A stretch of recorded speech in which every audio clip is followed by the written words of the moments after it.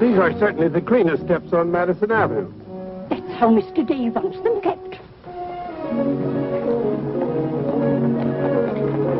Good morning. Good morning.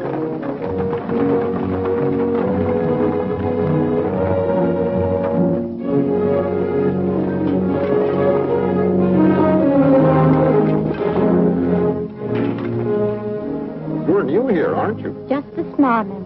This is the way Mr. Day gets his milk. Get up.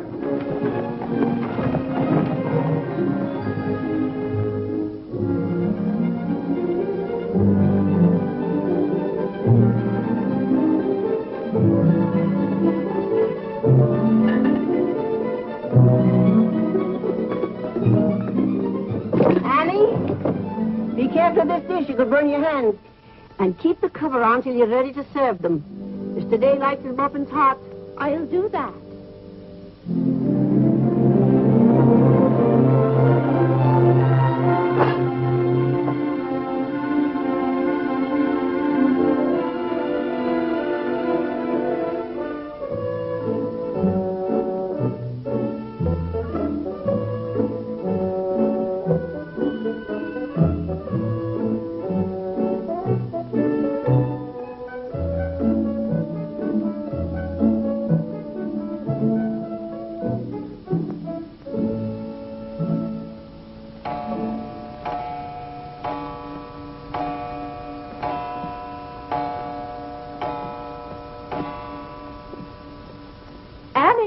Is the table set for breakfast?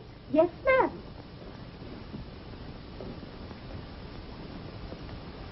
Good morning, ma'am.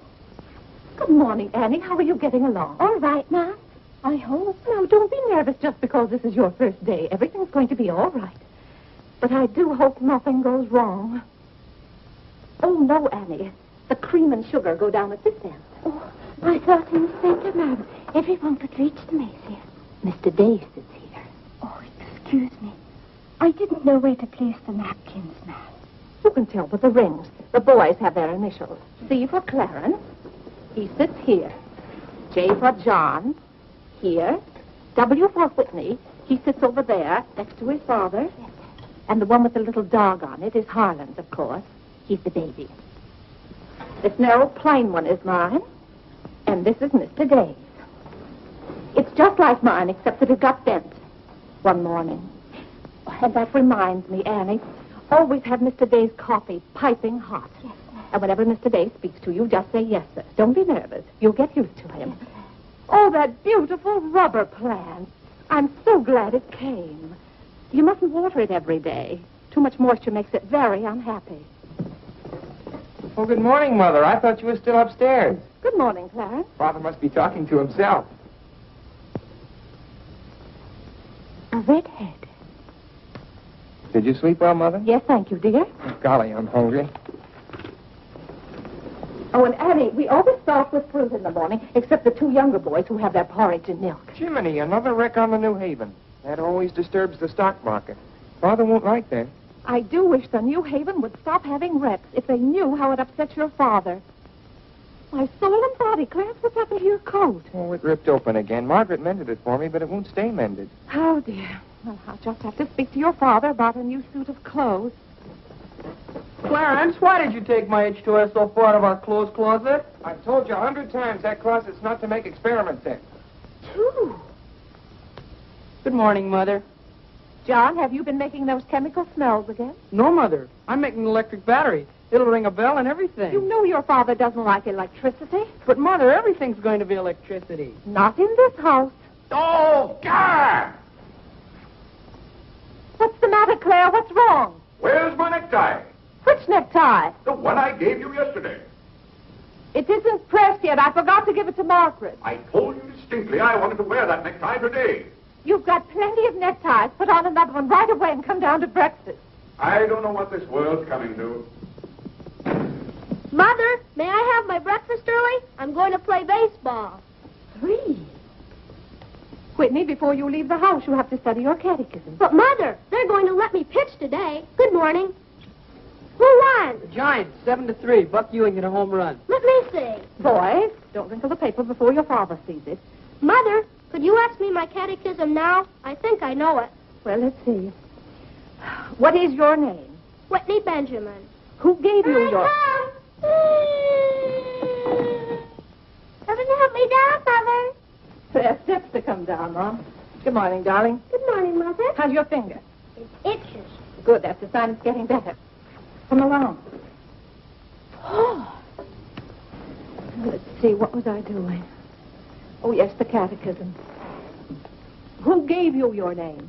My sponsors in baptism, wherein I was made a member of Christ, the child of God, and an inheritor of the kingdom of heaven. Mother, if I hadn't been baptized, wouldn't I have any name? Not in the sight of the church. What did your sponsors then for you? They did promise and vow 3 things in my name. First, that I should renounce the devil and all his works, the false profanity of this wicked world, and all his sinful lusts of the flesh. And secondly,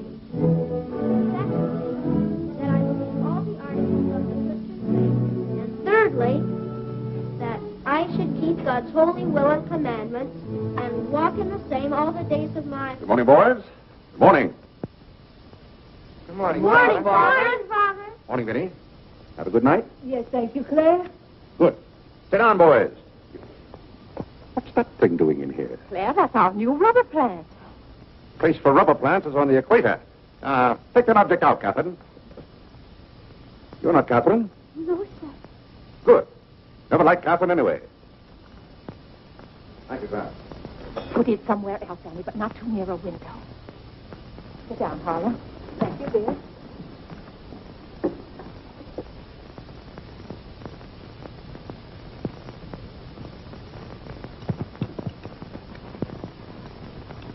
Where did that dog come from?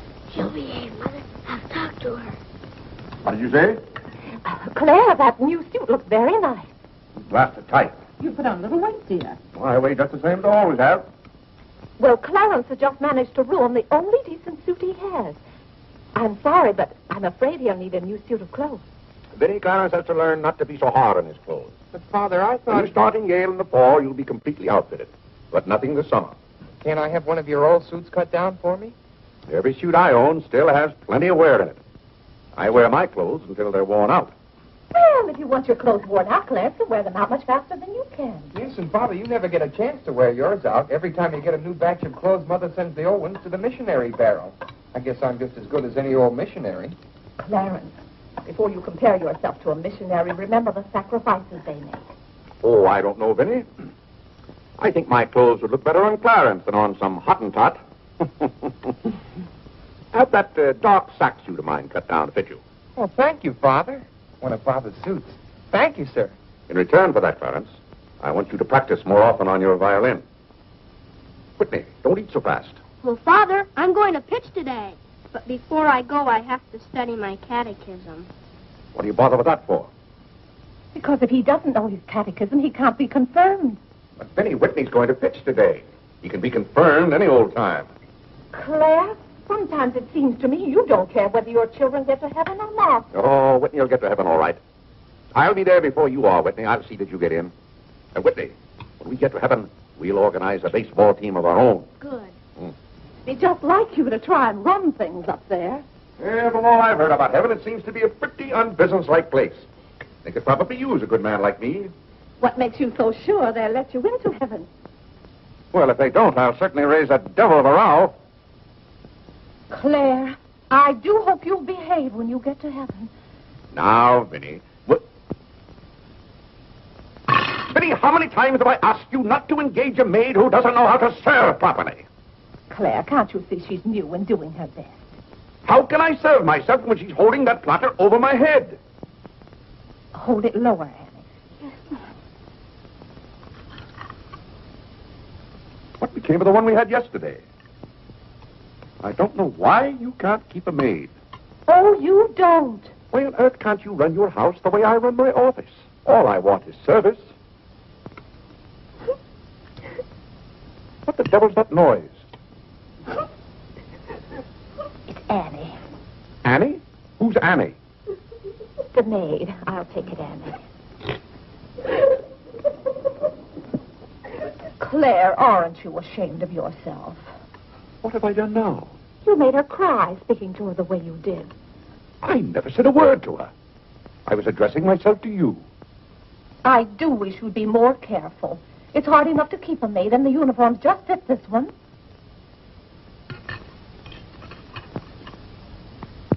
What's the matter, Claire? What's wrong?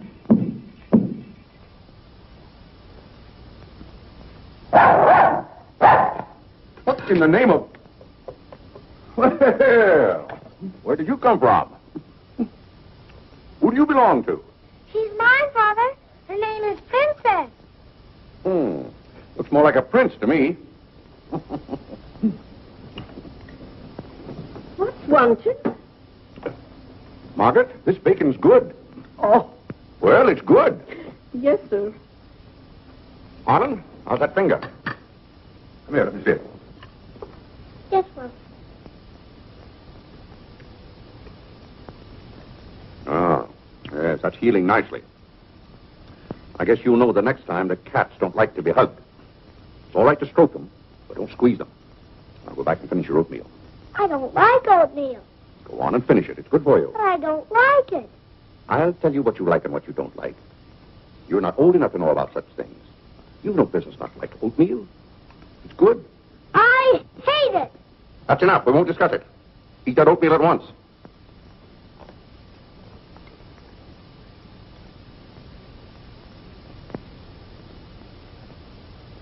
Ah.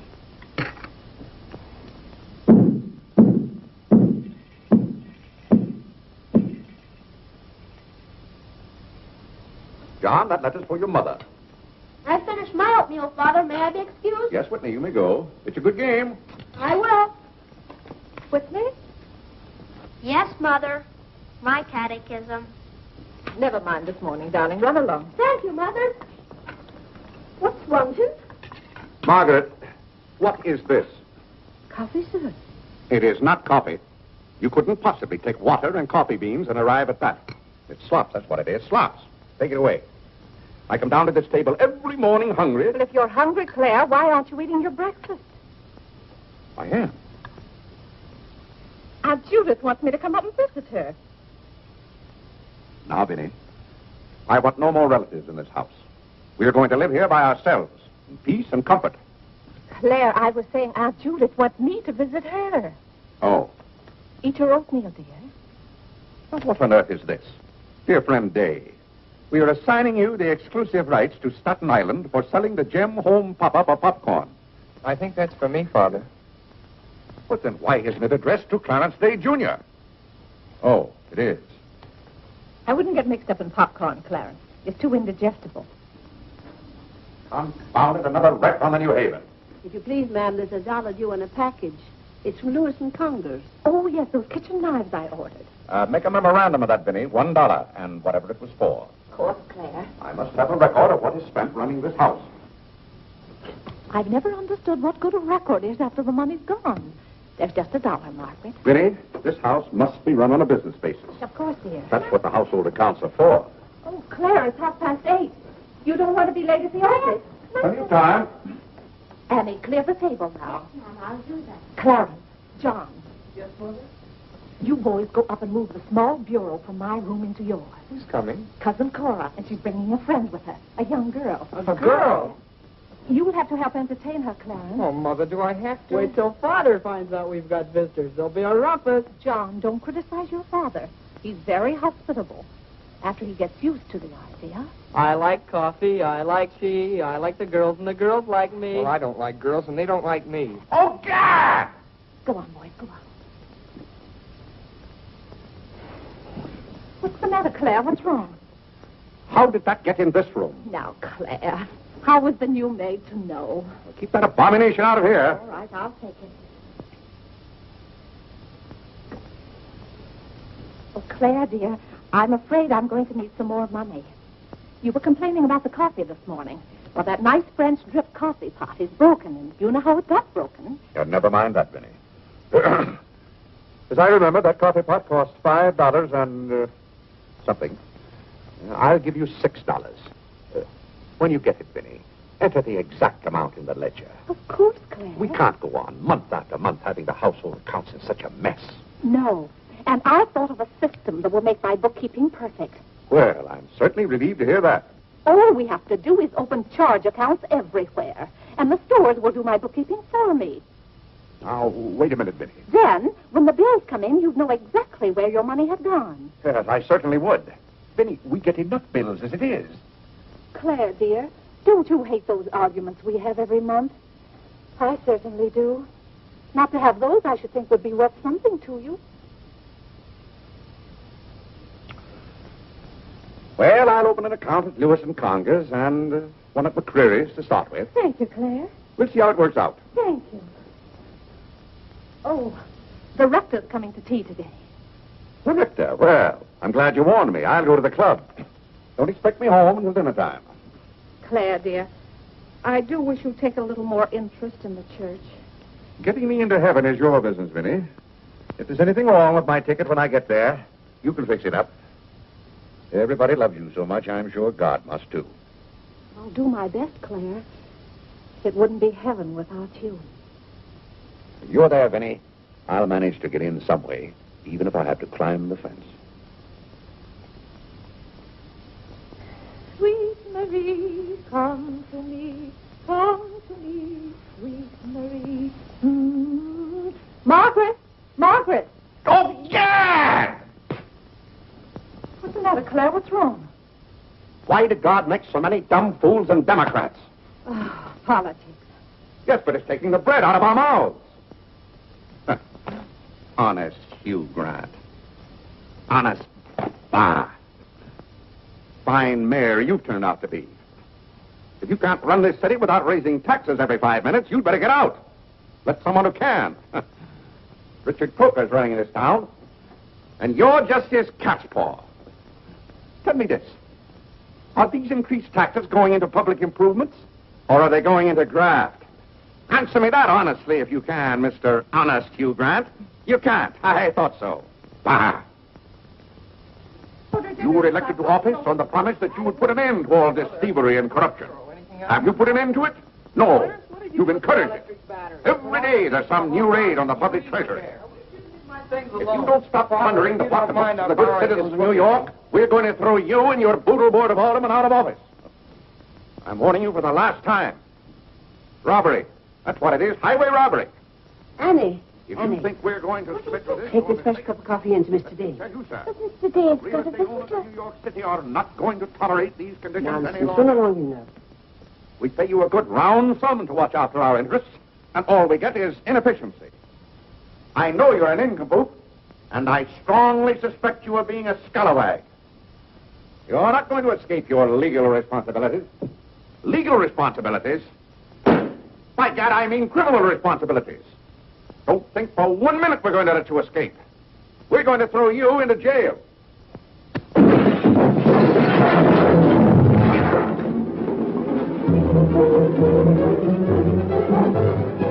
Annie, are you hurt? He can't throw me into jail. Vinny? Vinny, why can't I have quiet here in the morning? Claire, what happened? It sounded to me as though that maid dropped a whole tray of dishes. Yes, but what did you say to her? Say to her? I haven't seen her since breakfast. I've got to get to the office. Oh, yes, Claire, you don't want to be late. I'll be home in plenty of time for dinner. Why don't we have chicken fricassee tonight? Well, Claire, chicken's gone up. It's 8 cents a pound.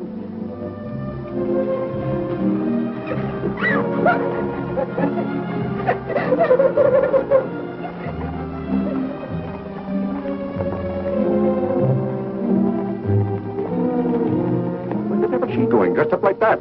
Claire, you've done it again. How could you? Could I what? Can't you see she's leaving? Dear, I have no time to engage a new maid. We'll have to have dinner out. Dinner out? Nonsense.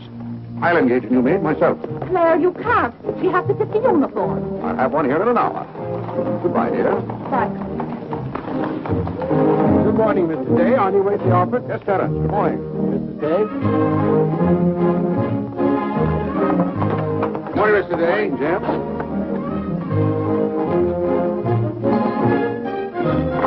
Get here. Get here.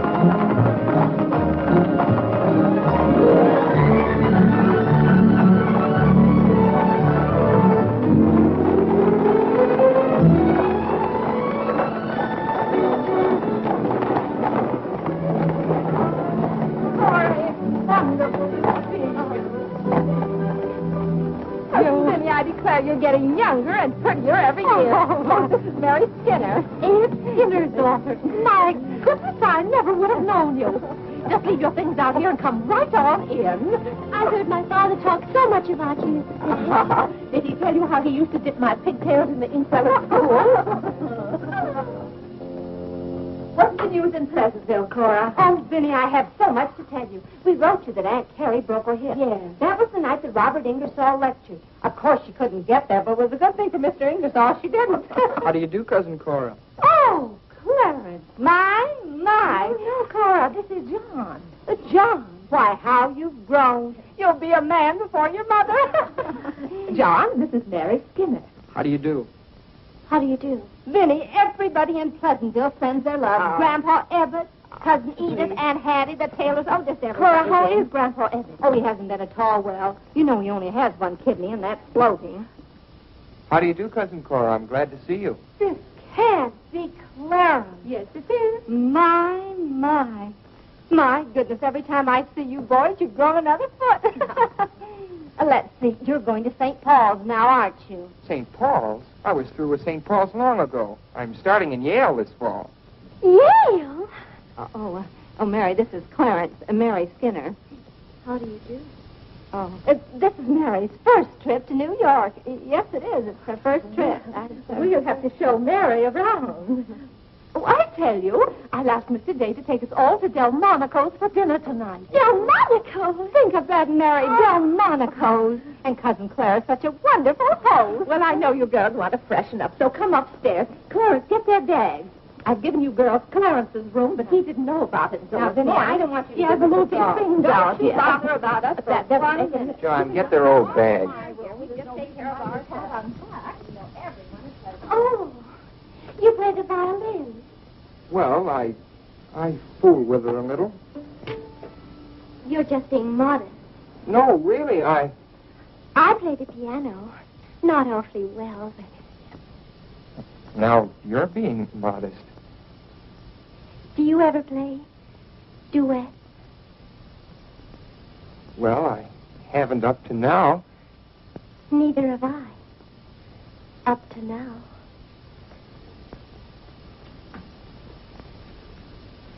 Cora didn't tell me about you. I never met a Yale man before.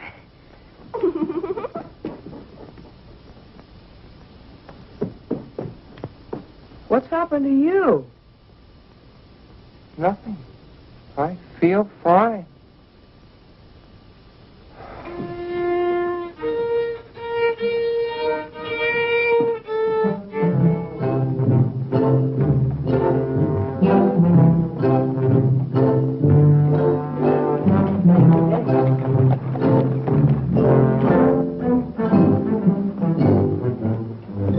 Where do you keep them?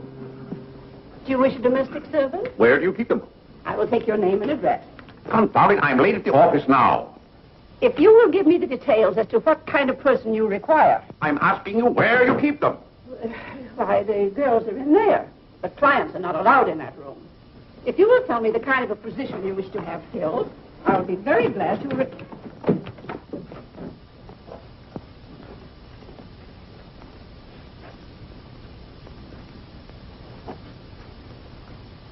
You stand up, please. Sir, this is quite against the rules. I must know what you want the girl for. I'll take that one. What's your name? Hilda, sir. Hilda, you go right over to 420 Madison Avenue. I will, sir. That's all, thank you. Sir, before I can let any girl go from this establishment, I must know the character of the home in which she will be employed. Madam, I am the character of my home. Oh. My duty toward my neighbor is to love him as myself and to do unto all men as They should do unto me. as they should do unto me. To He really knows it. Well, he's done very well for so young a boy. May I go now? Yes, darling. Thank you, Dr. Lloyd. Not at all. Come on, Harlan. Wait for me. Ah, you and Mr. Day must be very proud of your children. I was hoping I'd find Mr. Day at home this afternoon. Well, he's usually home from the office by this time. Perhaps he's gone for a gallop in the park. It's such a fine day. He's very fond of horseback riding, I believe. Oh, yes. Tell me, has he ever been thrown from a horse? Oh, no horse would throw Mr. Day. I just thought he might have had some accident. I notice he never kneels in church. Oh, that's no accident. But I don't want you to think he doesn't pray. He does. Why, sometimes you can hear him all over the house. But he never kneels. Ah, perhaps that's Mr. Day now. I hardly think so.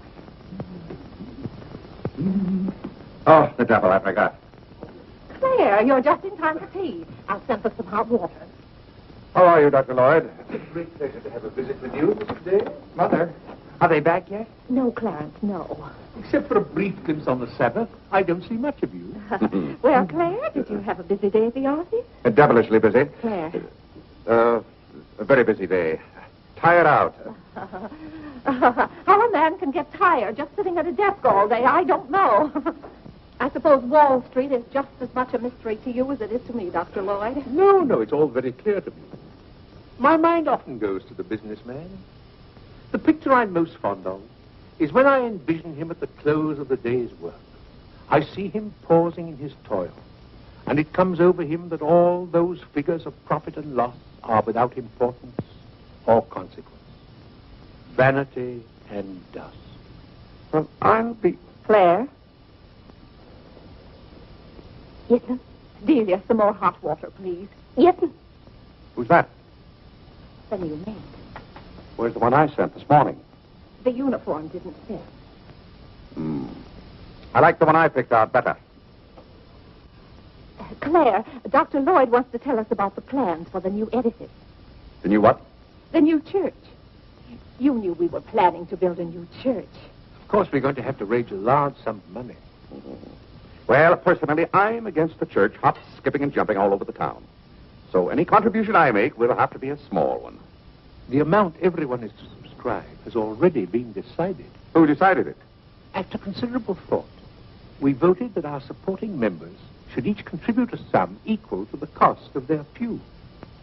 I paid $5,000 for my pew. Yes, Claire, that makes our contribution $5,000. That's robbery. Do you know what that pew was worth today? $3,000. That's what the last one sold for. I've taken a dead loss of $2,000 on that pew already. Frank Baggs sold me that pew when the market was at its peak. He knew when to get out. And I'm warning you, Vinny, if the market ever goes up, I'm going to unload that pew. Clarence Day, how can you speak of the temple of the Lord as though it was something to be bought and sold on Wall Street? Now, Mrs. Day, your husband is a practical man. We've had to be practical about the new church. We have all the facts and figures. Oh? What's the property worth where we are now? Oh, let's see. Is it $40,000? I know the figure has a 4 in it. What's the new piece of property going to cost you? I think the figure I heard mentioned was $85,000. Or was it $185,000? Dr. Lloyd, you preach that someday we'll all have to answer to God. We shall indeed. Well, I hope God doesn't ask you any questions with figures in them. Mrs. Day is in the living room. Thank you. It's Cousin Cora. Hmm? She's passing through town. Oh. Well. Oh, hello. Hello. Hello. Thank you for helping me. Come, Mary. Oh, Vinny, what a day. We've been in every shop in town. Why, Cousin Claire. Cora, My. you're as welcome as the flowers in May. This is Mary Skinner, Mr. Day. How do you do? I've been telling Mary all about you. She's been dying to meet you. Well, Dr. Lloyd, I want you to meet my favorite cousin, Miss Cartwright. How do you do? And this is Mary Skinner, Miss Skinner, Dr. Lloyd. How do you do? How do you do? It seems to be a family reunion. I'll just run along. goodbye, Dr. Lloyd. Goodbye, Miss Cartwright. Goodbye. Goodbye. Clarence, you haven't said how do you do to Dr. Lloyd. Goodbye, Dr. Lloyd. Goodbye, everybody. I'll go to the door with you, Dr. Thank you, Lloyd. and thank you so much for tea. Those muffins were delicious. Who did you say this pretty little girl is? She said Skinner's daughter. This is Mary's first trip to New York. Oh, sit down. Have some tea. We had tea downtown. Oh, never mind then. Delia, sit down. Even if you have had tea, you can stay and visit for a while. As a matter of fact, why don't you both stay to dinner? That's all arranged, Claire. Cora and Mary are going to have dinner with us. Fine. Of course, you just have to take potluck. Well, I'd hardly call it pot. Claire, did you know the girls are going to visit Aunt Judith in Springfield for a whole month?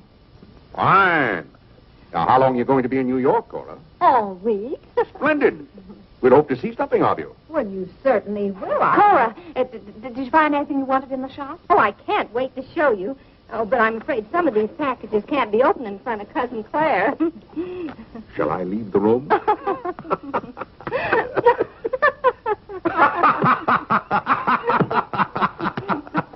Oh, Clarence, would you take the package in the hall up to our room, or should I say your room? Wasn't it nice of Clarence to give up his room to us for a whole week? Cora, come on, I just can't wait to see what's in those packages. Well, we'll be back soon. Vinny, I wish to speak to you before you go upstairs. I'll be down in just a minute, Claire. I wish to speak to you now. I'll be up in just a minute, Cora. It's all right, Vinny. Come along, Mary. Are those two women encamped in our house? Now, Claire. Answer me, Vinny. Now, Claire, you know... Answer me. Just a minute. Clarence.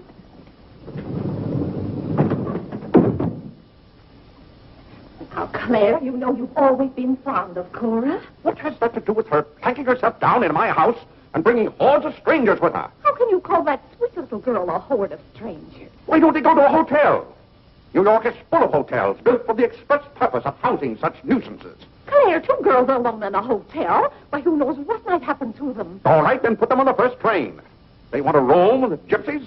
Lend them a hand. Keep them roaming. But, Claire, they're just staying in that little room of Clarence's. The trouble is they don't stay there. They stay in the bathroom. Every time I want to take my bath, it's full of giggling females, washing their hair. I tell you, I won't have it. Send them to a hotel. I'll pay the bill gladly, but get them out of here. Father, I'm afraid they can hear you upstairs. Then keep those doors closed. Clarence, you open those doors. Open them all the way. Now, Claire, you be quiet and behave yourself. They're here, And they're going to stay here. That's enough, Vinny. I want no more of this argument.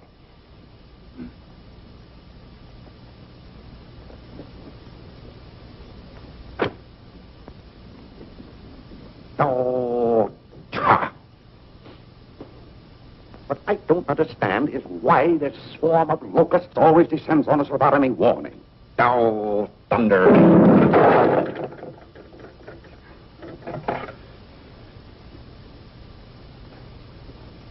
Vinny. Dear Vinny.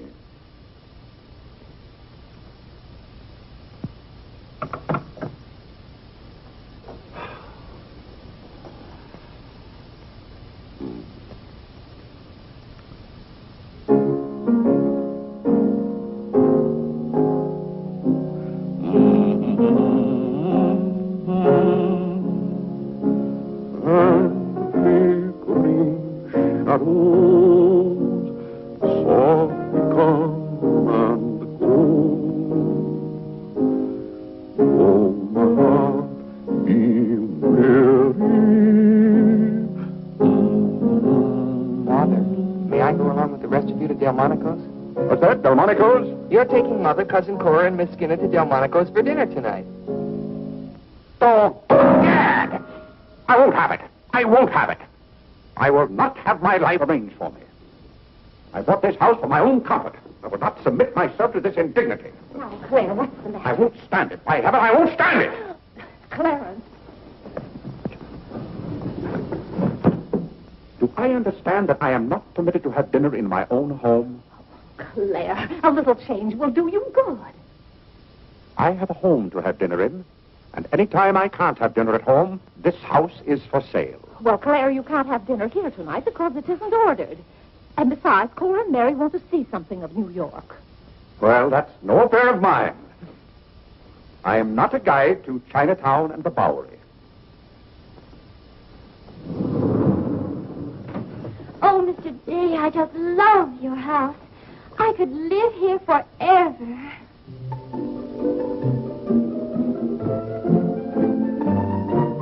Cora's waiting for you, Mrs. Day. Oh, yes, I'll run right up.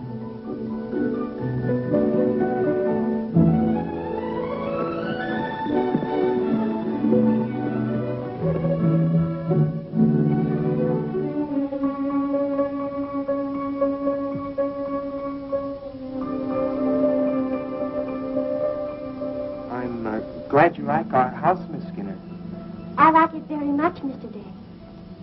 Praise from a stranger is approbation indeed. At home, our living room is green. I like green. I like green, too. Red's my favorite color. It's an interesting thing about colors. Red's a nice color in a house, too, but outside, too much red would be bad. I mean, for instance, if all the trees and the grass were red. Outside, green's the best color. That's right. I never thought of it that way. But when you do think of it, it's quite a thought. I bet you make your mark at Yale. Oh. My mother wants me to go to college. Do you believe in girls going to college? I guess it's all right if they want to waste that much time. Before they get married, I mean. I'm glad you're fond of music, Mr. Day. Oh, look, a new youth companion. John enjoys the youth companion. John. Won't you sit down? Oh, thank you. It tells all about connecting batteries in series. John, Miss Skinner and I were talking. Oh, that's all right. You won't bother me. Jiminy, that's where I made my mistake. I didn't mix enough blue vitriol with it.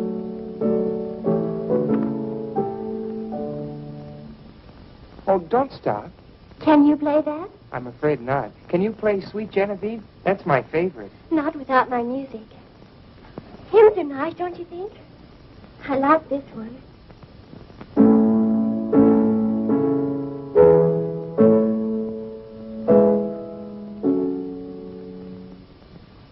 That's funny. The words are the same, but it's the wrong tune. Oh, it can't be the wrong tune. We sing it exactly that way in church. We don't sing it that way in the Methodist church. You see, we're Methodists. Oh, that's too bad. Oh, I don't mean it's too bad that you're a Methodist. Anybody's got a right to be anything they want, but what I mean is, we're Episcopalians.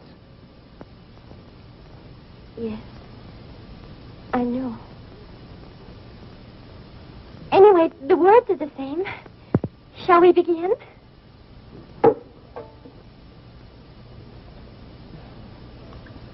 Now.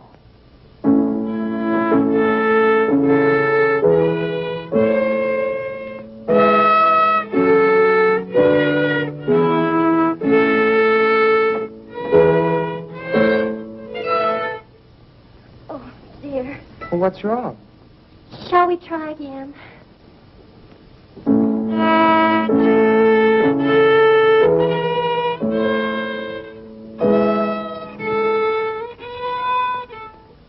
It must be my fault. Oh, no, it's my fault. No, you're the Episcopalian.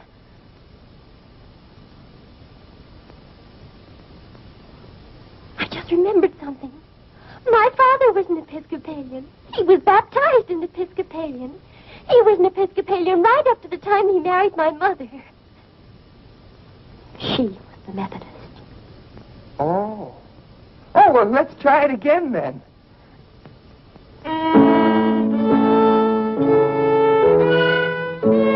Well, Clarence, if you're going to Delmonico's with us, you'd better get dressed. Am I going to? Jiminy. Thank you, Father. Be ready in just a minute, Mother. Minnie, that young lady looks about the same age you were when I came out to Pleasantville to rescue you. Rescue me? You came out there to talk me into marrying you. It worked out just the same.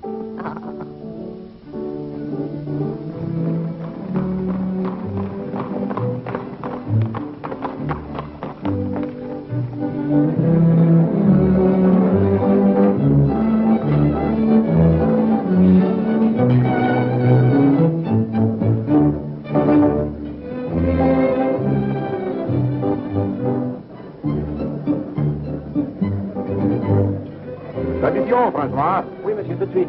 Louis, l'addition pour monsieur Day. Oui, monsieur. Alors, vite, vite. Tout de suite. Alors, vite, vite, tout de suite. Cette sauce diable est délicieuse. Merci, monsieur. Je suis content que monsieur soit satisfait. Merci, monsieur. Bon. French. Oui. No cooking like the French. Claire, it was so nice of you to invite Cora and Mary here their first night. It's been a pleasure. Mr. Day, have you always been an Episcopalian? I've always gone to the Episcopal Church, yes. But you weren't baptized a Methodist or anything, were you? You were baptized an Episcopalian?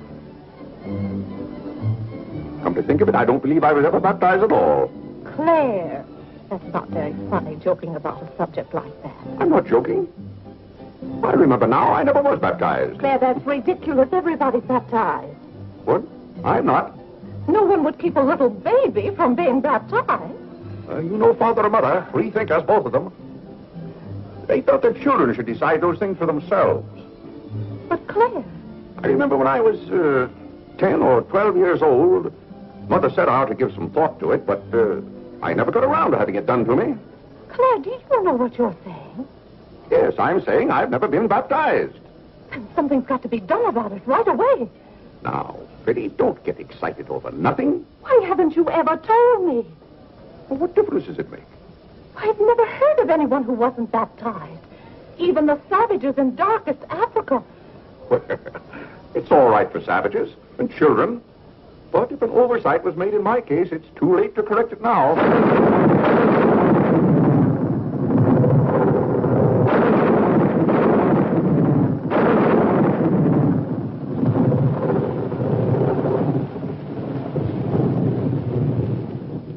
But if you're not baptized, you're not a Christian. Why, confound it, of course I'm a Christian. A mighty good Christian, too.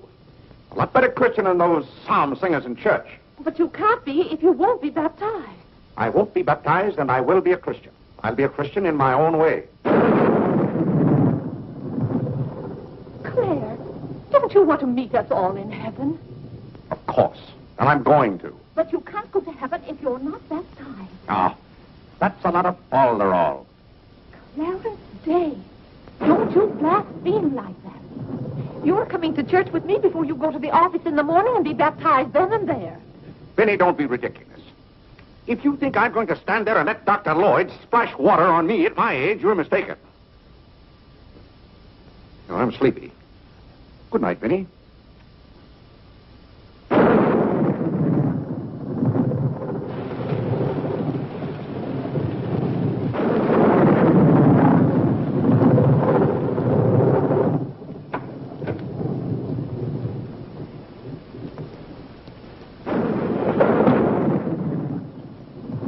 Mother, what is Father?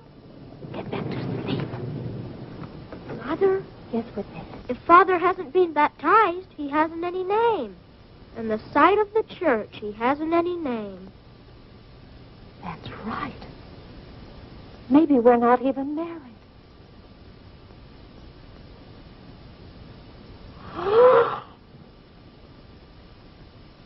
We, thine unworthy servants, do give thee most humble and hearty thanks for all thy goodness and loving kindness to us and to all men.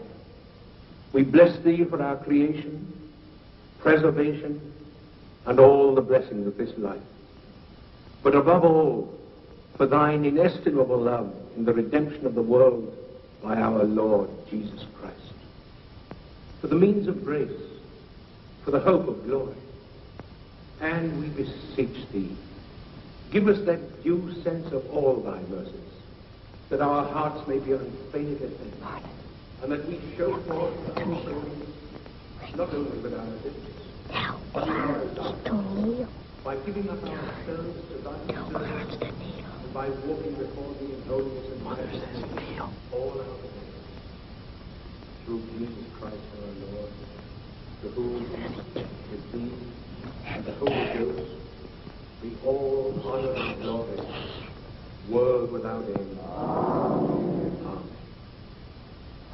The grace of our Lord Jesus Christ, and the love of God, and the fellowship of the Holy Ghost, be with us all evermore.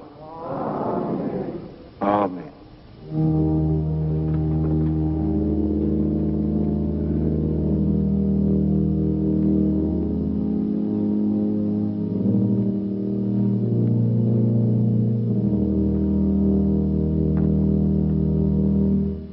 So, my friends, what comfort and security it gives us when we have reached the age of understanding to know that the rite of baptism has not been neglected in our infancy or youth. Can you imagine any man who has reached maturity with the knowledge that he had never been baptized, failing to hasten to the holy font that his soul might be saved? As it says in the baptismal office, except a man be born of water and of the Spirit, he cannot enter into the kingdom of God. He that believeth and is baptized shall be saved, but he that believeth not shall be damned. What's that follow up to? It can't be. Which also showeth us the great benefit we reap thereby. He that is baptized showeth great benefit. Father. But he that believeth not, cannot enter into the kingdom of God. For the promise is to you, to your children.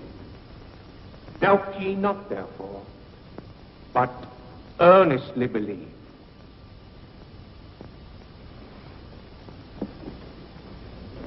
In the name of the Father, and of the Son, and of the Holy Ghost. Amen. Amen.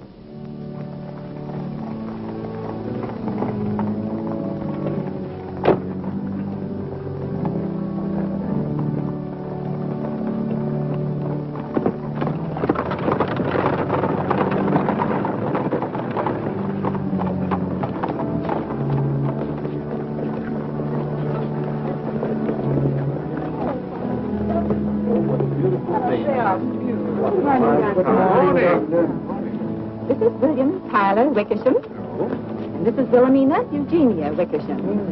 What a lovely day for them to be baptized. The happiest day of my life.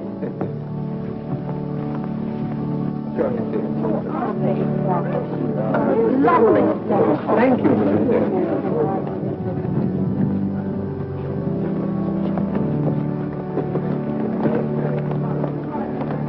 Claire, you know I didn't ask Dr. Lloyd to do that. You must have said something. Well, I had to find out from him if we were really married. I am married and I'm not baptized. And as far as I'm concerned, the whole congregation can know it. They certainly know it now. That suits me.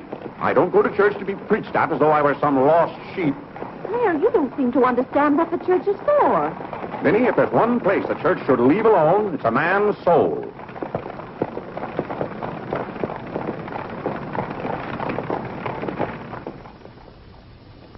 Well, he's going to be baptized, Cora. You mark my word. I just couldn't go to heaven without Claire. Why, I get lonesome for him even when I go to Ohio. It's awfully hard on a woman to love a man like Claire so much. Oh, men are so aggravating. They take everything for granted. They certainly do. You know, I don't believe Claire has come right out and told me he loves me since we've been married. Of course, I know he does because I keep reminding him of it. You have to keep reminding them, Cora. Vinny, the table isn't set for dinner yet. I'll be back in a minute, Cora. We're having it after Cora and Mary go to the train. Their cab's coming at 1 o'clock. Cab? The horse cars go right past the door. But, Claire, they have those heavy bags. Cabs are a waste of money. Well, if dinner's going to be delayed, I'll work on this month's bills. What are they? Now, Claire, it isn't fair to go over the household accounts when you're hungry. Vinny, where are those bills? They're in the library on your desk. Oh. I didn't know dinner was going to be late. No one ever tells me anything in this house. Back home I ride all the time. I love horses. The horse is my favorite animal. Well, goodness, where have you two been? Clarence wanted to show me his grandfather's house. You'll have to hurry and finish your packing. It won't take me long. Can I help you pack? Clarence! Clarence? Why did you kneel in church today? I just couldn't. If it's because your father doesn't kneel, you must remember he wasn't brought up to kneel in church. But you were. Has it anything to do with Mary? I know she's a Methodist. Oh, no, Mother. Methodists kneel. Mary told me. They don't get up and down so much, but they stay down longer. Clarence, you want to kneel, don't you? Oh, yes, I wanted to kneel today. I tried. You saw me try, but I just couldn't. But is that suit of your father's too tight for you? No, it's not too tight. Well, what is it? Mother, very peculiar things have happened to me since I started to wear this suit. I can't seem to make these clothes do anything Father wouldn't do. Oh, that's nonsense, Clarence. And not to kneel in church is a sacrilege. Making Father's trousers kneel seemed more of a sacrilege. Clarence! Do you know what happened at Dora Wakefield's party for Mary last night? We were playing musical chairs, and some girl sat down suddenly right on my lap. Well, I jumped up so fast she almost got hurt. She was sitting on Father's trousers. Oh, Mother, I've got to have a suit of my own. My soul and body. Well, you'll just have to talk to your father about it. I'm sure if you approach him the right way, you know, tactfully, he'll see. Oh, excuse me. Gracious. It didn't take you very long. Well, I'll see about your box lunch for the train. Remember, it's Sunday.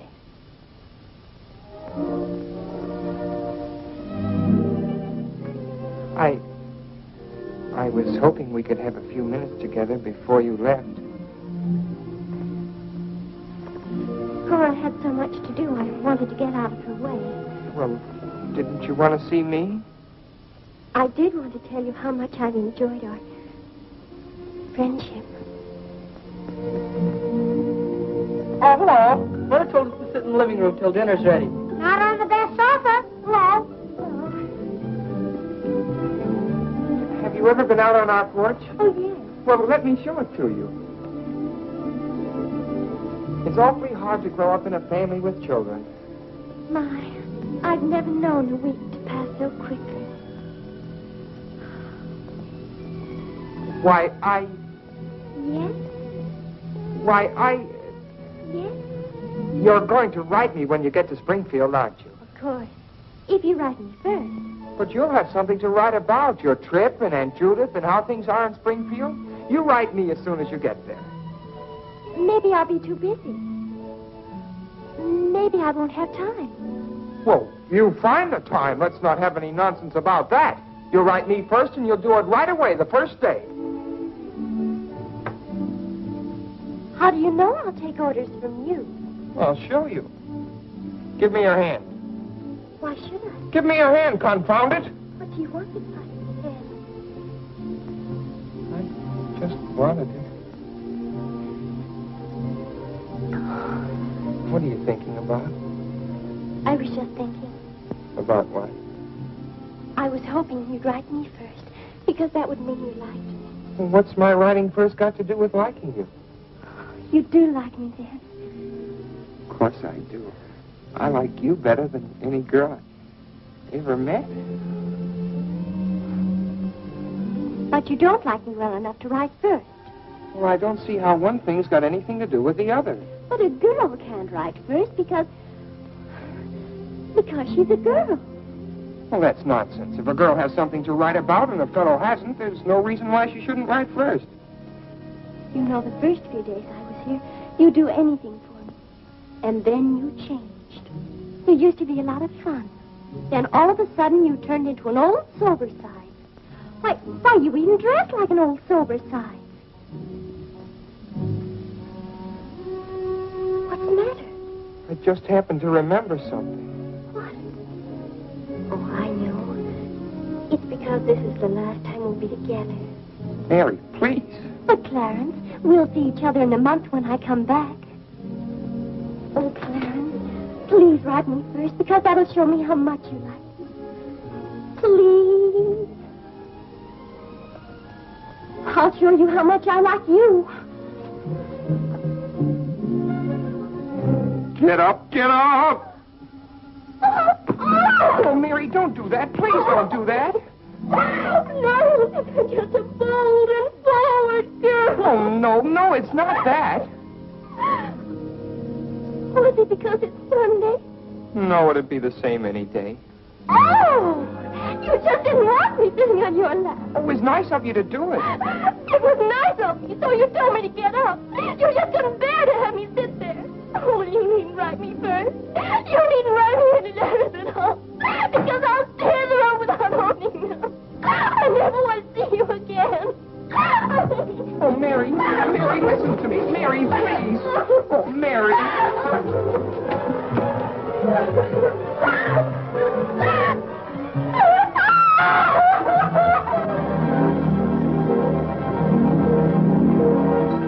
Clarence! Yes, Father? That young lady's crying. She's in tears. What's the meaning of this? I'm sorry, Father. It's all my fault. Nonsense. What's that girl trying to do to you? Oh, no, she wasn't. It was... Well, whatever the quarrel was about, Clarence, I'm glad you held your own. Father, I have to have a new suit of clothes. You've got to give me the money for it.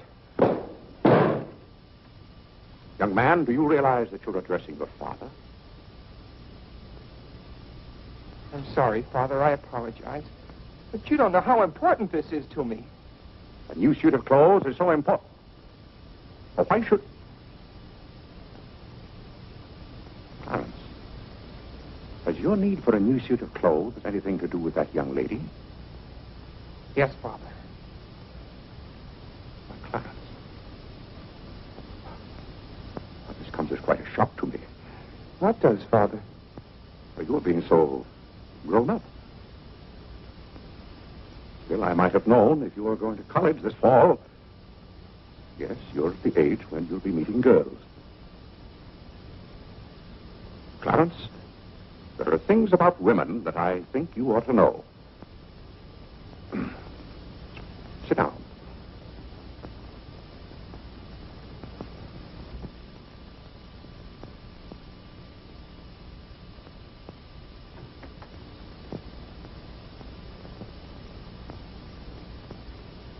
Yes, I think it's better for you to hear this from me than to have to learn it for yourself. Clarence, Women aren't the angels that you think they are. Well, now, first let me explain this to you. You see, Clarence, we men have to run this world, and it's not an easy job. It takes work, and it takes thinking. A man has to reason things out. Now, you take a woman. A woman thinks... No, I'm wrong right there. A woman doesn't think at all. She gets stirred up. And she gets stirred up over the most confounded things. Now, I love my wife just as much as any man, but that doesn't mean that I should stand for a lot of falderall. By gad, I won't stand for it. Stand for what, Father? That's the one thing I shall not submit myself to. Clarence, if a man thinks a certain thing is wrong, he shouldn't do it. If he thinks it's right, he should do it. Now, that has nothing to do with whether he loves his wife or not. Who says it has, Father? They do. Who, sir? Women. They get stirred up. And then they try to get you stirred up, too. But don't you let them do it, Clarence. Don't you let them do it. Now, if you can keep reason and logic in the argument, well, a man can hold his own, of course. But if they can switch you, pretty soon the argument's about whether you love them or not. I swear I don't know how they do it. But don't you let them, Clarence. Don't you let them. I see what you mean so far, Father. If you don't watch yourself, love can make you do a lot of things you don't want to do. Exactly. But if you do watch out and know just how to handle women, then you'll be all right. All a man has to do is be firm. You know how sometimes I have to be firm with your mother. Yes, but Father, what can you do when they cry? Well, that's quite a question. You just have to make them understand that what you're doing is for their good.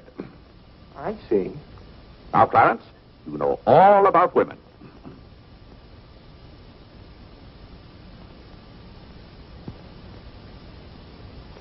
But, Father... Yes, Clarence? I thought you were going to tell me about... About what? About women. Clarence, there are some things gentlemen don't discuss. I've told you all you need to know. The thing for you to remember is be firm.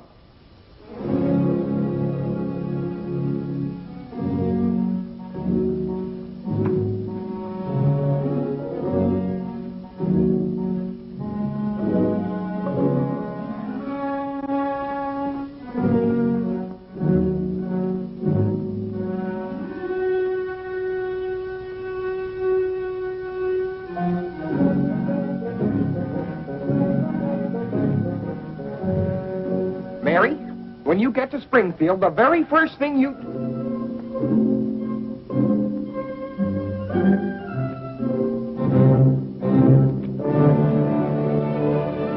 Oh, God! What's the matter, Claire? What's wrong? Sit down, Vinny. Oh, Claire, Cora and Mary are leaving any moment Sit down. now. Vinny, you know I like to live well. And I want my family to live well. But this house must be run on a business basis. I must know how much money I'm spending and what for. For instance, if you recall, a week ago I gave you $6 to buy a new coffee pot. Yes, because you broke the old one. You threw it right on the floor. I'm not talking about that. Now, I find here It among my... was a pity to break that nice coffee pot, Claire. It was imported from France, and that little shop has stopped selling them. But what has that They to... said the tariff wouldn't let them, and that's your fault because you're always voting to raise the tariff. The tariff protects America against cheap foreign labor. Now, this bill... The tariff does nothing but put up the prices, and that's hard on everybody, especially the farmer. Vinny, I wish to heaven you wouldn't talk about matters you don't know anything about. I do, too, know about them. Miss Gulick says that every intelligent woman should have some opinion Who, about may I ask, is Miss Gulick? She's the current events woman I told you about, and the tickets are $1 every Tuesday. Do you mean to tell me that a pack of idle-minded females pay $1 apiece to hear another female gabble about the events of the day? Listen to me if you want to know anything about the events of the day. But you get so excited, Claire. And besides, Miss Gulick says that our president, whom you're always belittling, prays to God for guidance. Vinny, what happened to that $6? What's $6? I gave you $6 to buy a new coffee pot. Now I find that you apparently got one at Lewis and Congress and charged it. Here's the bill. One coffee pot, $5. So you owe me $1, and you can hand it right over. I'll do nothing of the kind. What did you do with that $6? Well, Claire, I can't tell you now, dear. Why didn't you ask me at the time? I give up. Wait a minute. I spent $4.50 for that new umbrella. Now we're getting somewhere. One umbrella, $4.50. And that must have been the week I paid Mrs. Tobin for 2 extra days washing. Mrs. Tobin. That's $2 more. $2. That makes $6.50, and that's another 50 cents you owe me. I don't owe you anything. What you owe me is an explanation of where my money's gone.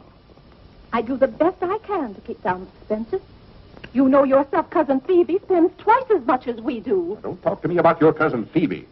You talk about your own relatives enough. That's not fair, Vinny. When I talk about my relatives, I criticize them.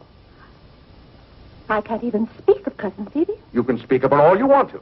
But I won't have Cousin Phoebe or anyone else dictating to me how to run my house. I didn't say a word about her dictating. Claire, you know she isn't that. You said... I don't know what you said now. You never stick to the point.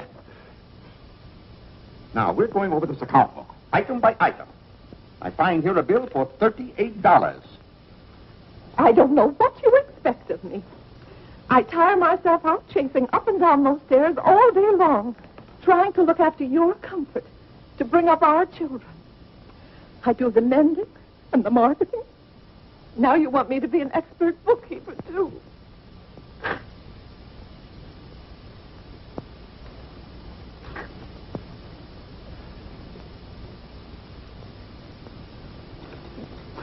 Vinny, I want to be reasonable, but can't you understand? I'm doing all this for your own good. Oh. Well, I suppose I'll have to go ahead just paying the bills and hoping I've got enough money in the bank to meet them. It's all very discouraging. I'll try to do better, Claire. Well, that's all I'm asking. Well, I'll make out the checks and sign them. But maybe I haven't any right to sign those checks since in the sight of the Lord I haven't any name. That's right. Claire, to make those checks good, you'll have to be baptized right away. Vinny, the bank doesn't care whether I've been baptized or not. Well, I care. And no matter what Dr. Lloyd said, I'm not sure we're really married. Vinny, we have 4 children. If we're not married now, we never will be. Claire, Dr. Lloyd said this morning. That's all, Vinny. Hadn't you better go tell Whitney to watch for the cab? Not before you give me that $1.50. What $1.50? The $1.50 you owe me. I don't owe you any $1.50. I gave you money to buy a coffee pot for me, and somehow it turned into an umbrella for you. Why, Clarence Day, what kind of man are you? Quibbling about $1.50 when your immortal soul is in danger. And what's more... All right. All right.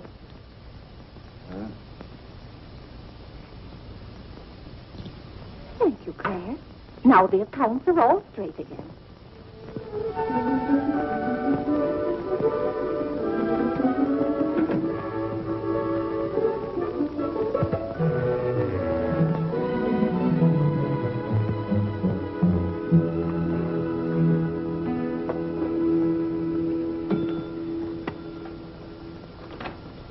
What were you doing down there? I'm setting up this new burglar alarm. I invented it myself. Have you got any money you can lend me? No, you owe me 30 cents now. Well, I'll give you my stamp collection and my piece of John Wilkes Booth's finger. How much? Enough to get a new suit of clothes? If you can wait a month till I hear from the patent office in Washington, I may be rich. Well, I can't wait that long. Maybe I could get it sooner. I'm going to look into something else tomorrow. Wanted, an energetic young man to sell household necessity. Liberal commission. Apply 312 with... John, let me have this job. Why should I give you my jobs? They're hard to get. But I've got to get a new suit of clothes. Maybe I could get the job for both of us. I'll ask the man.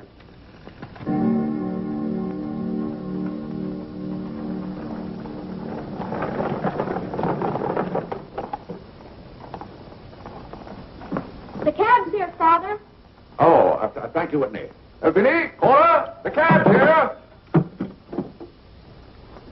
John, go up and get their bags. Yes, sir. Here's the lunch for the train, sir. Take it out to the cab. Who's that one? It's Ellen. Delia left yesterday. I don't know where your mother finds them. Now, Vinny, don't you let Clara worry about us. We have plenty of time. Take the bags right on out, John. Yes, sir. Well, goodbye, Clarence. It was so nice to see you Goodbye, again. Cousin Cora. Goodbye, Whitney. Now, you be a good boy. Goodbye, Cousin Cora. Goodbye, Harlan. Goodbye. Keep out of mischief. Come along, everybody. Don't keep the cab waiting. Cabs cost money. If there's one thing Mr. Day can't stand, it's to keep a cab waiting. Any waiting to do, there's a waiting room at Grand Central Depot just for that. Mary, aren't you even going to shake hands with me? I don't think I'd better. You may remember that when I get too close to you, you feel contaminated. Mary, you're going to write to me, aren't you? Are you going to write first? No, Mary. There are times when a man must be firm. Mary, Mother says you better hurry out before Father starts yelling. It's Sunday. Goodbye, John. I'm very happy to have made your acquaintance. Thank you. May I help you? No, thank you. Take care of yourself. Goodbye, Mr. Day. Goodbye, Mary. Goodbye, Mr. Day. I've had a wonderful Goodbye, Mary. Bye-bye. Goodbye. Goodbye, Cousin Clara. Goodbye, Cora. Goodbye, Cora.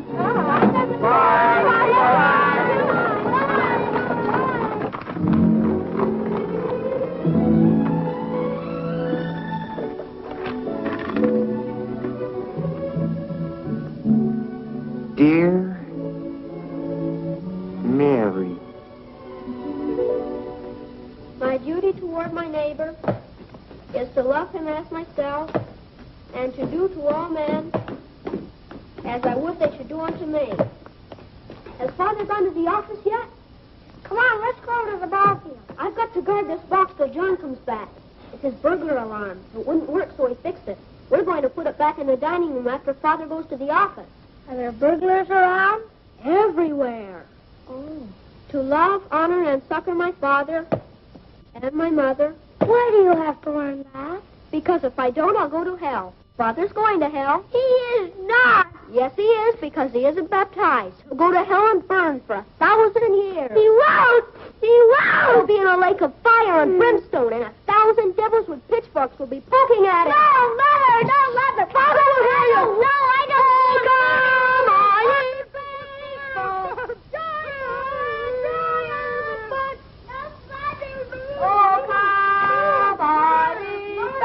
That noise. Just singing, Father. You boys be quiet. You know your mother isn't feeling well. Yes, Father.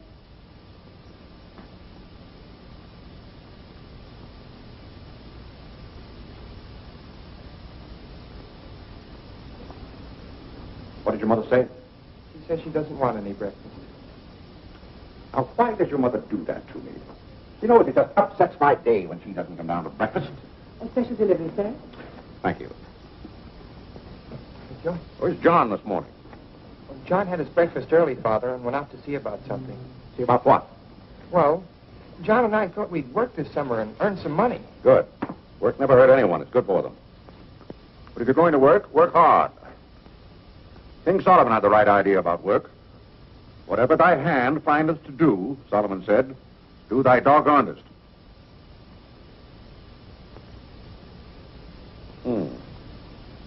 Well, I don't understand this at all. Here's a letter from some woman I never even heard of.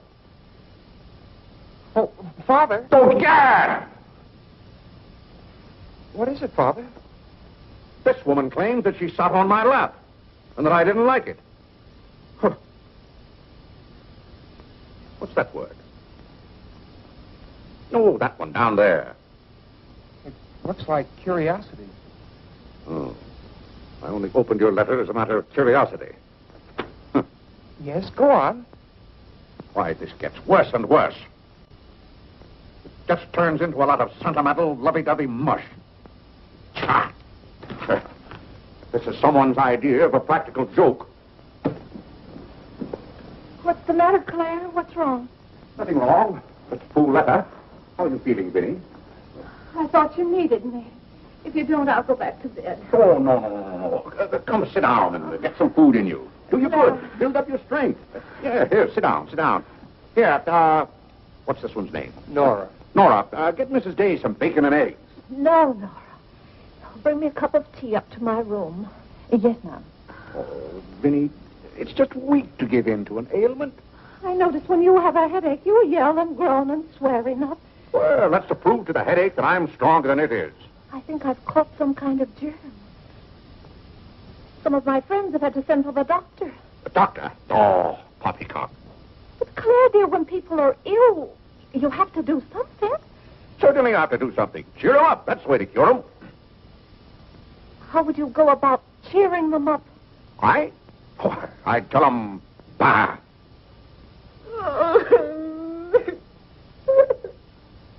What have I done now? Oh, Claire, hush up.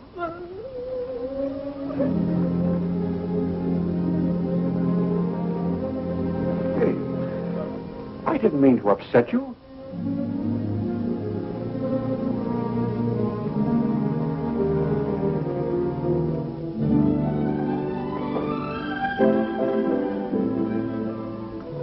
Dear Clarence.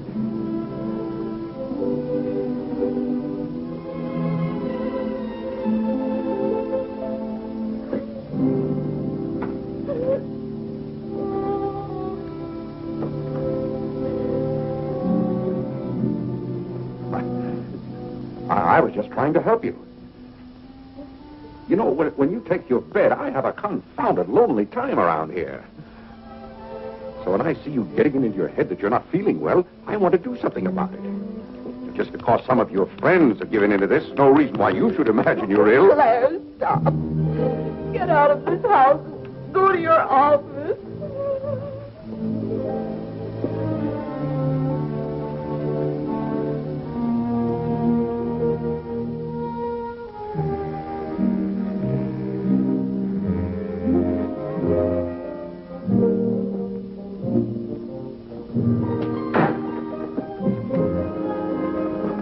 Did you get the job? Yes, for both of us. Look, I've got it with me. What is it? Medicine. Medicine. You took a job for us to go out and sell medicine? But it's wonderful medicine. Look what it cures. A sovereign cure for cold, coughs, catarrh, asthma, quinsy, and sore throat. Poor digestion, summer complaint, colic, dyspepsia, heartburn, and shortness of breath. Lumbago, rheumatism, heart disease, giddiness, and women's complaints. Nervous prostration, St. Vitus dance, jaundice, la grippe, proud flesh, pink eye, seasickness, and pimples. It's made from a secret formula known only to Dr. Bartlett. We get 25 cents commission on every bottle we sell, and he's giving us the territory of all Manhattan Island. Well, lots of fathers and mothers' friends have some of those diseases. Let's start out by calling on them. Yes. Oh, what if they ask us if we use it at our house? Oh, yes, it would be better if we could say we did. Excuse me? Oh, is that the tea for Mrs. Day? Yes. Oh, I'll take it up to her. Thank you. Right away now, while it's hot. What's the matter with Mother? I don't know. She was just complaining. Say, it says here it's good for women's complaints. Here.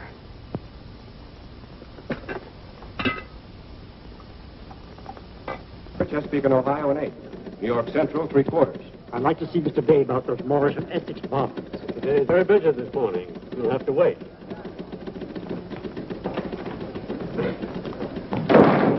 Where's Father? Well, Master Whitney, have you come to pay us a visit? Where's Father? He's busy in his office with a customer. Master Whitney!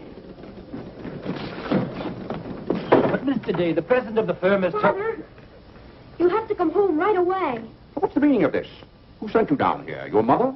No, sir. Mother's ill. She's terribly ill. Did the doctor send you for me? No, sir. It was Margaret. Margaret? Margaret says you're to come home right away and no nonsense. Perkins, go down and stop the first cab you see. A cab, sir? For you, Mr. Day?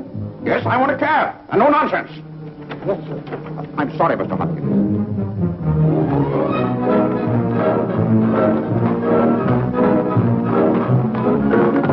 Confound you, can't you go any faster? All right, sir.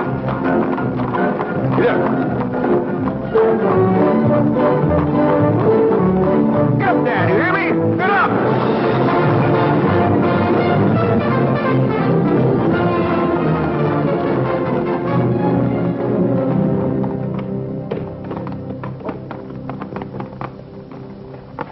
Oh, Doctor, how is Mrs. Day? She's a pretty sick woman. Oh, what's wrong with her? Well, do you know or don't you? What did Mrs. Day have for breakfast this morning? Not a thing. I tried to get her to eat something, and she wouldn't. I can't understand it. Understand what? These violent attacks of nausea. It's almost as though she were poisoned. Poison? Let me take your cab. I'll try not to be gone more than 10 or 15 minutes. And, Mr. Day, you're not to go into her room. You'd better get her well. Right away, or you'll hear from me. Turn west on 47th Street. Yes, yes.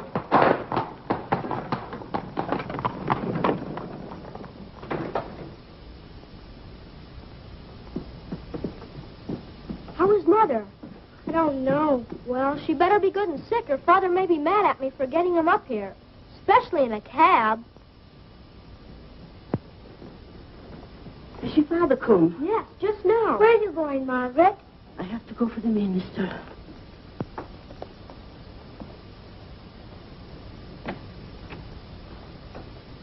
I guess the minister's coming to baptize Father, so I won't have to go to hell. You can't be baptized in a house. You've got to have water. We have lots of water. Not the right kind.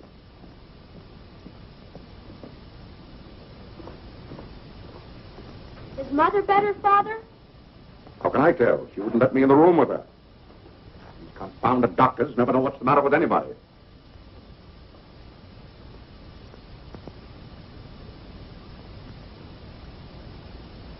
Father,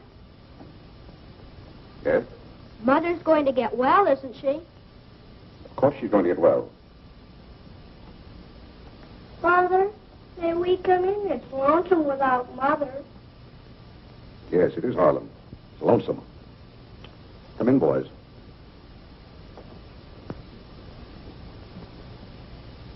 What have you been doing, Harlem? Nothing. They won't let me upstairs. What about you, Whitney? I was supposed to learn the rest of my catechism. Will you hear me, Father? Yes, Whitney, I'll hear you. Start here. How many parts are there in a sacrament? 2.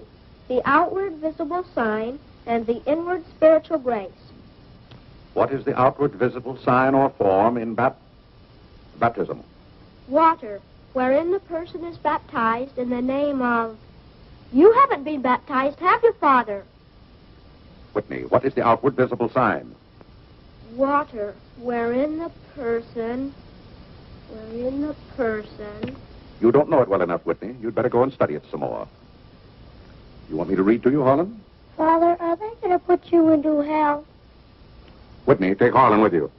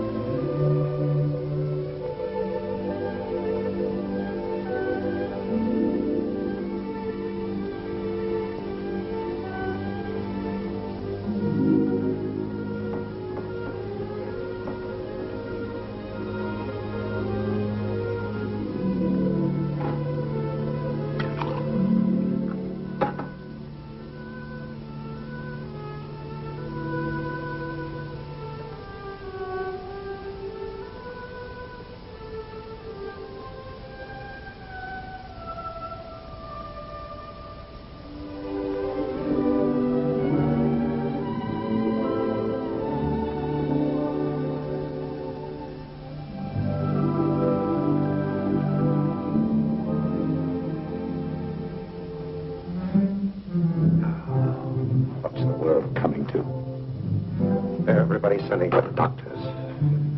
Doctors don't do you any good. Only make you feel worse.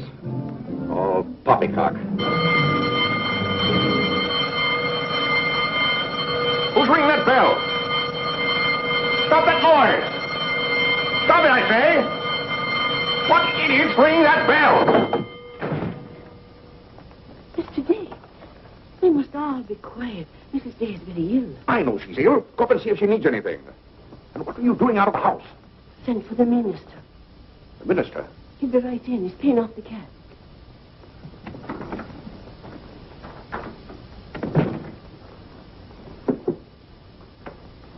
I was deeply shocked to learn the serious nature of Mrs. Day's illness. Will you take me up to her? She's resting now. She can't be disturbed. The doctor will be back in a minute. Mrs. Day has been a tower of strength in the parish. Everyone liked her so much. Yes, she was a fine woman. I wish to heaven you wouldn't talk about Mrs. Day as if she were dead.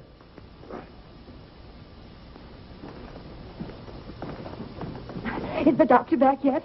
No. Does she need him? Well, she's kind of restless. She's talking in her sleep and twisting and turning.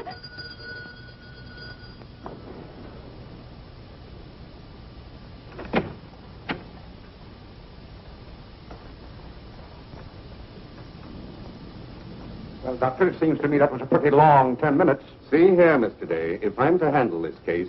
How can you handle it if you're out of the house? Who is this? It's Dr. Summers. How do you do? I felt that Mrs. Day's condition warranted my getting Dr. Summers here as soon as possible for consultation. I hope that meets with your approval. Yes, of course. Anything that can be done. Upstairs, Doctor. Pardon.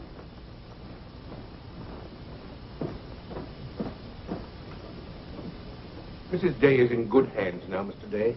There's nothing you and I can do at the moment to help. Dr. Lloyd. Yes? There's something that's troubling Mrs. Day's mind. Oh? I think you know what I refer to. Yes. You mean the fact that you've never been baptized? Yes, I gathered that you knew about it from your sermon last Sunday. But let's not get angry. I think something had better be done about it. Yes, Mr. Day? When the doctors get through up there, I want you to talk to Mrs. Day. I want you to tell her something. Why, I'd be glad to. You're just the man to do it. She shouldn't be upset about this. I want you to tell her that my being baptized would just be a lot of confounded nonsense. But, Mr. Day... No, she'd take your word on a thing like that. And we both must do everything we can to help her now. But the solution is so simple. It would take only your consent to be baptized. That's out of the question.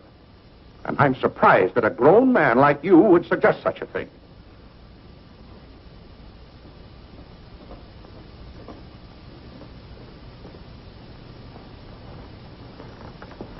Well, Doctor, how is she? What have you decided? Is there a room we could use for our consultation? Well, yes, my library. Doctor. Dr. Summers, this isn't serious, is it? After we've had our consultation, we'll talk to you, Mr. Day. But surely you Rest assured, Dr. Summers will do everything that is humanly possible. We'll try not to be long.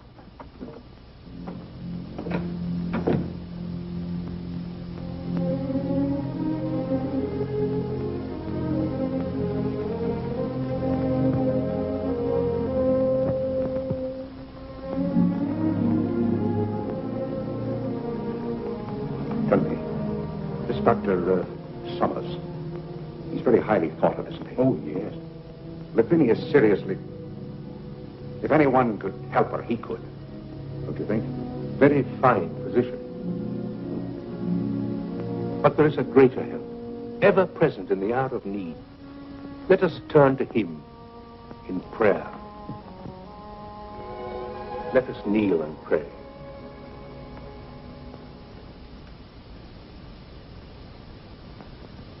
Let us kneel and pray.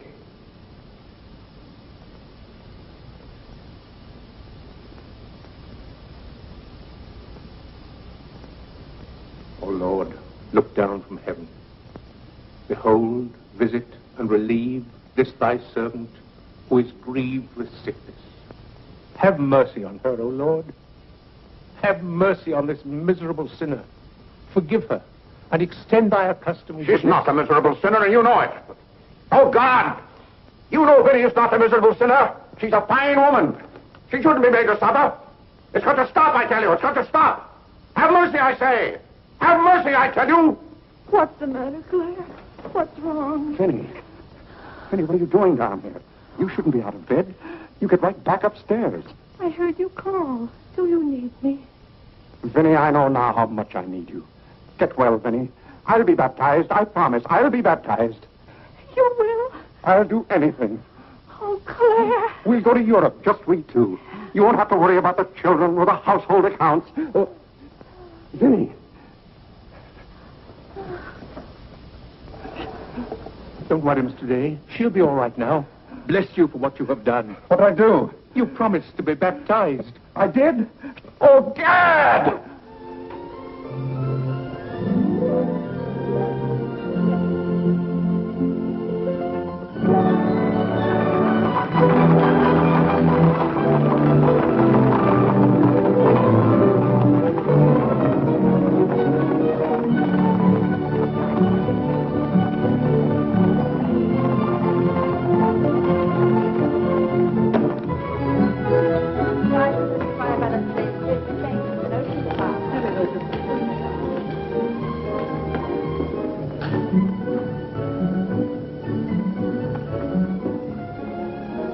Isn't it drafty here, Mother?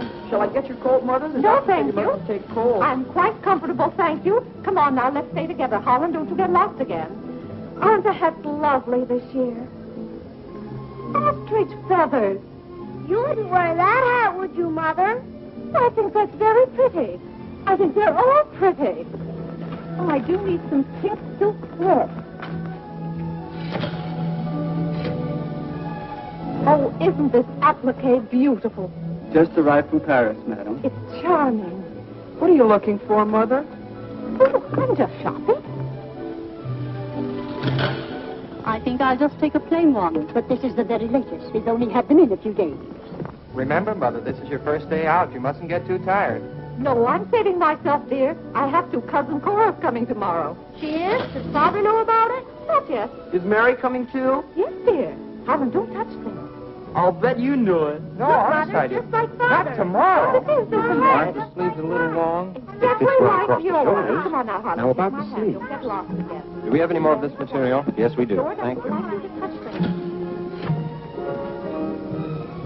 This one is genuine imitation Dresden. The original design by Duryea. John, isn't this the darlingest thing? It's exactly what I've always wanted. How much is this lovely pug dog? $15, ma'am. $15? Gee whiz, Mother. We can buy a real-life bloodhound for $5. Oh, isn't he perfectly adorable? Oh, I shouldn't. I know I shouldn't. This is Dave. Oh, this is Whitehead. How nice to see you. Are you quite recovered? Almost. This is my first day out. We've missed you at the church. You remember Mr. Morley? How do you do, Mrs. How do you do? Mr. Morley preached the Sunday Dr. Lloyd was ill. Oh, yes. I can't tell you how much I enjoyed your sermon. Even my husband enjoyed your sermon. We've just come from the board meeting of the Foreign Mission. I'm taking Mr. Morley home to lunch. I had to drop in here to pick up a purchase. I won't be a minute. Is your parish in the city? Yes, it's on the outskirts. My church is in Audubon Park. Oh, way up there. Oh, are you acquainted in Audubon Park? No, I don't believe we know a soul there. Mr. Morley, would this be possible? My husband, Mr. Day. If we lower the collar, it'll be a very fine fit. You won't find a better suit of clothes in the city for $15. Oh, it's not the price. It's the money.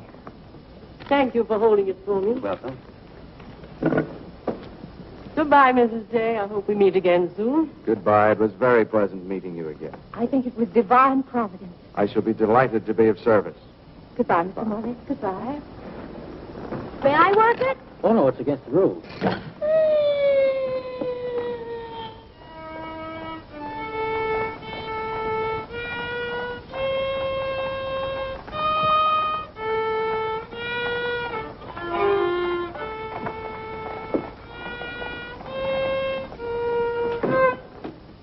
Hello.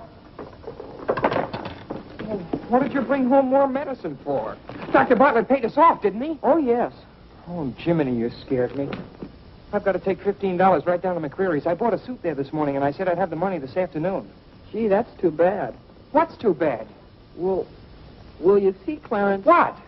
Dr. Bartlett paid us off in medicine. Oh, God! Well, he thanked us, too, for our services to mankind. But my suit, I've got to have it tomorrow. And besides, they're making the alterations. I've got to have $15. Maybe you could offer them 15 bottles of medicine. Oh, they wouldn't take it. McCreary's don't sell medicine. Father! Biddy, I'm home. Good afternoon, sir. How's your mother, Clarence? Oh, the ride this morning did her a lot of good. She'll be well enough to go to church with us next Sunday. Ah, fine. Father, have you noticed I haven't been kneeling down in church lately? Don't let your mother catch you at it. Then I have to have a new suit of clothes right away. That doesn't make sense. But I can't do anything in your clothes that you wouldn't do. Well, if my old clothes make you behave yourself, I don't think you want to wear anything else. Oh, no, you're you and I'm me. I want to be myself. I mean, suppose I should want to kneel down in front of a girl. Why, in heaven's name, should you want to do a thing like that? Well, I've got to propose to a girl sometime. Clarence. Well, not right away, but for $15 I can get a good suit of clothes. Clarence, you're beginning to talk as crazy as you... Hello, Vinny. You're feeling better today, huh? Much better, thank you, Claire. You don't have to hurry home from the office every day like this. With business the way it is, there's no use going to the office at all. Yes, you do look better, Vinny. What did you do today? Well, I got a carriage and took the boys for a ride, and we stopped in at McCreary. And, oh, Claire, I've the most wonderful news for you. Who do you think I met? Mr. Morley. Morley? Never heard of him. Remember that nice young minister who substituted for Dr. Lloyd one Sunday? Oh, yes. Bright young fellow. Preached a good, sensible sermon. Short one, too. Ought to be more ministers like him. Well, Claire, his parish is in Audubon Park. You know, way up above Harlem. Nobody knows you up there. You'll be perfectly safe. Safe? Vinny, what the devil are you talking about? I've gone all over everything with Mr. Morley, and he's agreed to baptize you. Oh, he has. The young whippersnapper. Very nice of him. We can go up there any morning. We don't even have to make an appointment. Who said I was going to be baptized at all? Why, Claire, you did. Now, Vinny. You gave me your promise, your sacred promise. You said I'll be baptized. I promise I'll be baptized. Well, what if I did? Claire, aren't you a man of your word? Vinny, we all thought you were dying. So naturally I said that to cheer you up. As a matter of fact, the doctor told me that's what cured you. So it seems to me pretty ungrateful of you to press this matter any further. My being well has nothing to do with it. You gave me your word. You gave the Lord your word. And you're going to march yourself up to Mr. Morley's church some morning before you go to the office and be christened. If you think for 1 minute... What in the name of heaven is that? If you think I'm going to let you add the sin of breaking your solemn and sacred promise... I demand to know what that repulsive object is. It's perfectly plain what it is. It's a pug dog. What is it doing in this house? I wanted it, and I bought it. You spent good money for that? Claire, don't try to change the subject. How much did you pay for that atrocity? I didn't pay anything for it. I charged it. Charged it, I might have known. How much was it? $15. $15? Claire. For that eyesore? Don't you call this lovely work of art an eyesore? It will look beautiful sitting on a red cushion by the fireplace in the living room. If that sits in the living room, I won't. Furthermore, I don't even want it in the same house with me. Get it out of here. Claire, you're not going to get out of this room until you set a date for your baptism. I'll tell you one thing. I'll never be baptized as long as that hideous monstrosity is in this house. All right. All right. Clarence. That pug dog goes back this afternoon, and he's christened first thing in the morning. You heard him, didn't you, Clarence? You heard him say that he'd be baptized as soon as I got this pug dog out of the house. You hurry right back to McCreary's with it, and be sure they credit us with $15. Oh, Mother, while we were at McCreary's, I happened to see a suit I'd like very much, and the suit was only $15. Well, Clarence, I'm afraid your suit will have to wait until after I get your father christened. Well, no, I meant that since the suit cost just the same as the pug dog, if I exchange the pug dog for the suit... Why, yes. Then the suit wouldn't cost your father anything. Why, how bright of you, Clarence, to think of that. I'd better start right away before McCreary's closes. Yes. Now, let's see.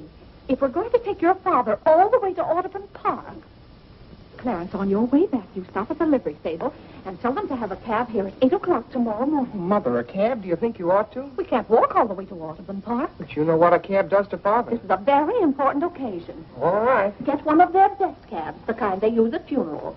Well, those cost $2 an hour, and if Father gets mad... Well, if your father starts to argue in the morning, you remember. Oh, he agreed to it. We both heard him.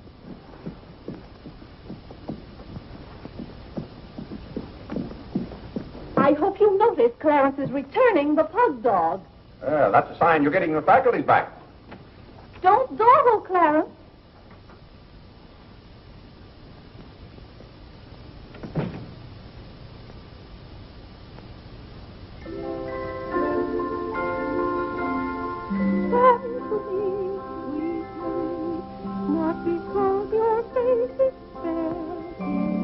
Vinny, it's good to hear you singing again. But your smile so pure and sweet makes my happiness complete. Makes me falter at your feet, sweet Marie. Oh, on the way uptown, I stopped in at Tiffany's and bought you a little something. Thought you might like it. Claire! What a beautiful ring! I'm glad it pleased you. Oh, Claire, how sweet of you. I don't know how to thank you. Well, it's thanks enough for me just to have you up and around again. You know, when you're ill, Vinny, this house is like a tomb. There's no excitement. That's the loveliest ring you ever bought me. Now that I have this, you needn't buy me any more rings. Well, if you don't want any more... What I'd really like now is a nice diamond necklace. Vinny, do you know how much a diamond necklace costs? Yes, I know, Claire, but don't you see, you're giving me this shows I mean a little something to you. Now, a diamond necklace. Good heaven. If you don't know by this time how I feel about you. We've been married for 20 years, and I've loved you every minute of it. What did you say, Claire? I said we've been married for 20 years, and I've loved you every minute of it. But if I have to buy out jewelry stores to prove it, if I haven't shown it to you in my words and actions, I might as well... Well, what have I done now? It's all right, Claire. I'm just so happy. Happy? You said you loved me. And this beautiful ring, that's something else I didn't expect. Oh, Claire, I love surprises. Well, that's another thing I've never understood about you, Vinny. Now, I like to know what to expect. Then I'm prepared to meet it. Yes, I know, Claire, but life would be pretty dull if we always knew what was coming. Well, it's certainly not dull around here. In this house, you never know what's going to hit you tomorrow.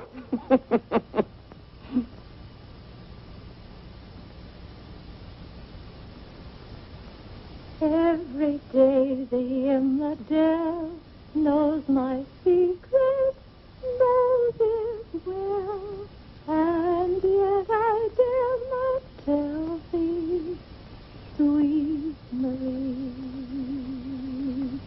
sweet Marie, Sweet Marie, come to me, come to me. not because your face is fair, love to see, Love to see.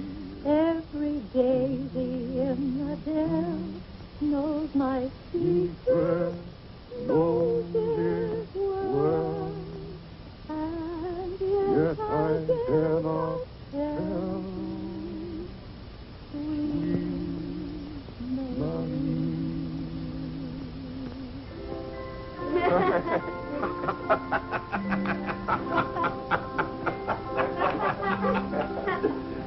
Well, then, Harlan, the very... Who are you? What's your name? Margaret, sir. Can't be Margaret. We've got one Margaret in the house. At home they call me Maggie, sir. All right, Maggie. If her name's Margaret, that's a good sign. Maybe she'll stay a while. Do you know, boys, your mother used to be just the same about cooks as she is about maids. Never could keep them, for some reason. Well, one day about 14 years ago. Yes, it was right after you were born, John. My, you were a homely baby. Thank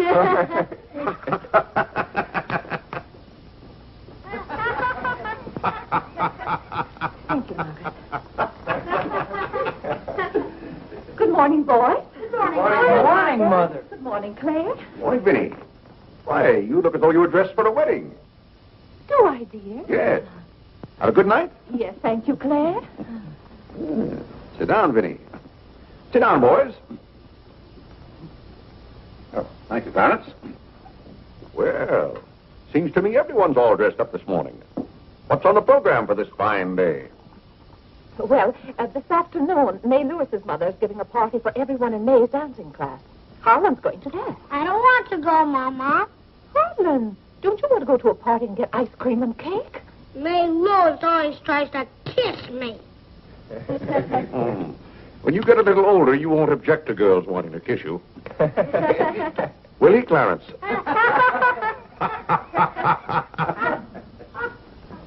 This is for you, Mr. Day. Where shall I put it? Oh, that's for me, I think. Take it upstairs, Maggie. Wait a minute, Maggie. Bring it here. Let's see it. See, it's for me, Father, Clarence Day, Jr. Let me look. Well, that's from McCreary's. It's marked charge. What is it? Claire, it's all right. It's nothing for you to worry about. Well, at least I think I should know what's being charged to me. What is it? Claire, stop your fussing. It's a new suit of clothes for Clarence, and it isn't costing you a penny. It's marked charge $15.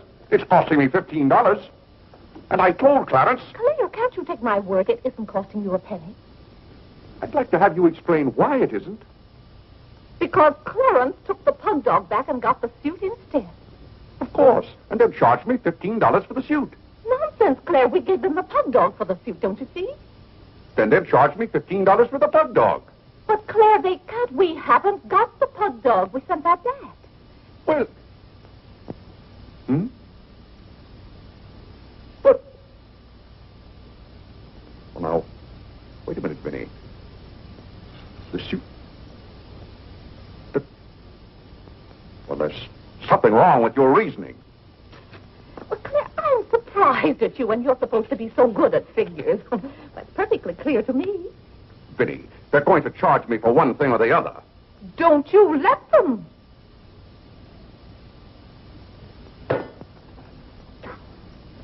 Well, McCreary's aren't giving away suits and they aren't giving away pug dogs. Why, it should be clear to a child that if Clarence sent the pug dog back, they... What? I will not have that botanical freak in this room. John, have you been going around this town selling medicine? Yes, Mother. Dog medicine? No, Mother, not dog medicine. This letter from Mrs. Sprague says you sold her a bottle of this medicine and that her little boy gave some of it to their dog and it killed him. So she wants $10 from us for a new dog. Here, let me see that letter. Well, he shouldn't have given it to a dog. It's for humans. Why, it's Bartlett's beneficent balm made from a secret formula. Have you been going around among our friends and neighbors selling some patent nostrum? But it's good medicine, Father. I can prove that by Mother. Vinny, what do you know about this? Well, nothing, Claire. But I'm sure John... No, I mean that day Mother was... That's enough. You're going to every house where you sold a bottle of that concoction and buy it all back. But it's $1 a bottle. I don't care how much it is. Here, I'll give you the money now. How many bottles did you sell? 128.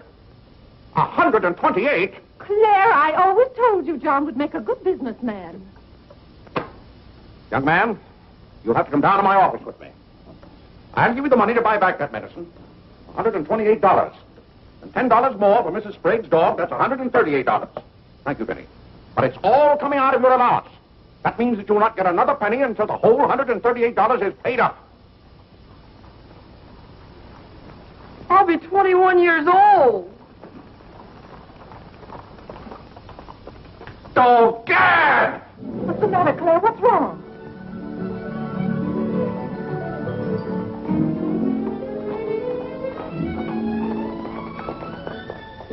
Those gypsies are back. Don't anyone answer the door. They're moving in on us again, bag and baggage. I won't have it, I tell you. I won't have it. Now, Claire.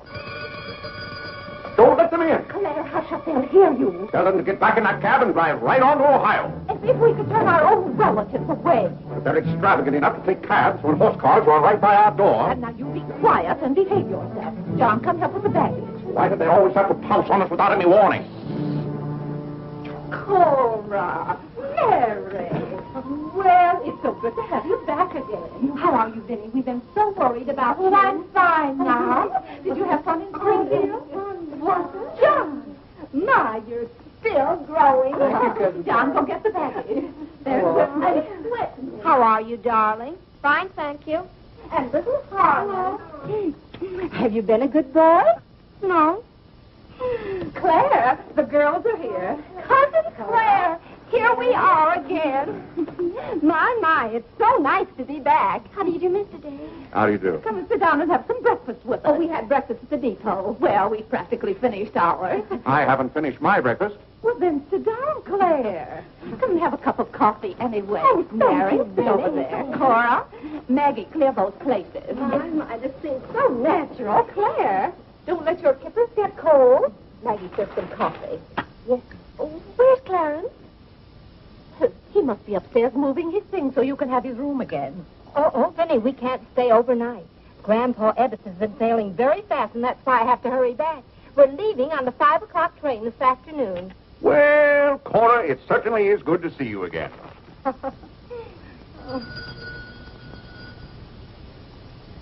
Well, who can that be?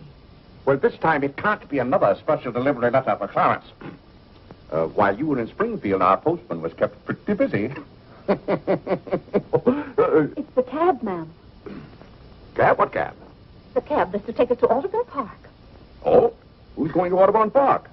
We all are. Cora, the most wonderful thing has happened. Claire is going to be baptized this morning.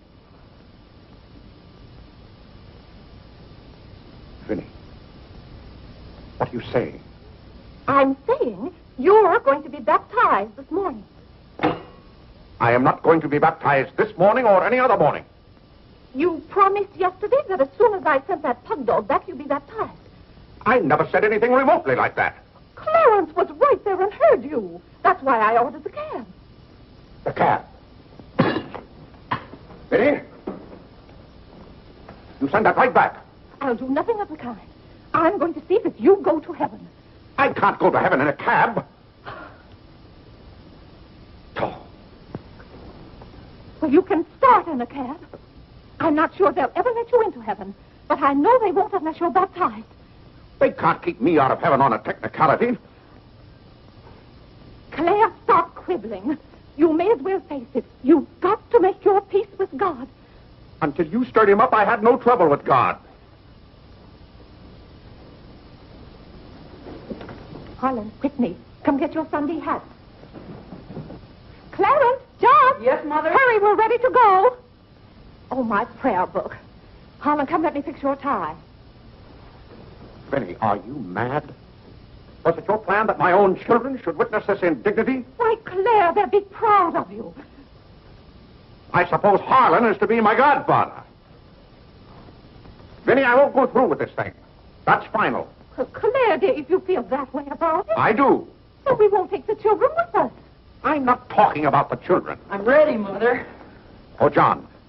Vinny, I haven't time for anything like that this morning. I've got to take John down to my office with me and give him the money to buy back that dog medicine. But it wasn't dog medicine, sir. Young man, we're starting downtown this minute. You will do no such thing. You gave me your sacred promise that day I almost died. Yes, and she would have died if we hadn't given her some of that medicine. That proves it's good medicine. You gave your mother some of that dog medicine? John, you didn't. Yes, we did, Mother. We put some in your tea that morning. Oh, John.